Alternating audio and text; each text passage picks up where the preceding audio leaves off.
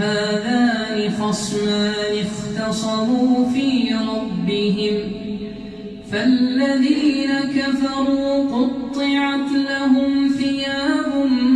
من نار يصب من فوق رؤوسهم الحميم يصهر به ما في بطونهم والجلود ولهم مقامع من حديد كلما أرادوا أن يخرجوا منها من غم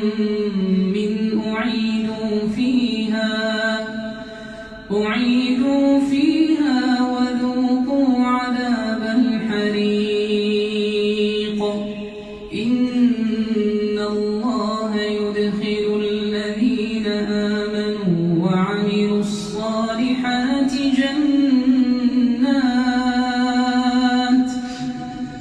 جنات تجري من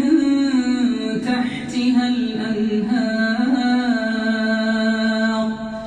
يحلون فيها من أساور من ذهب ولؤلؤا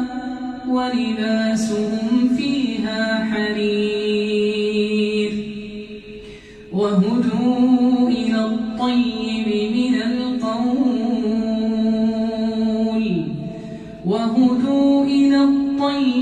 من القول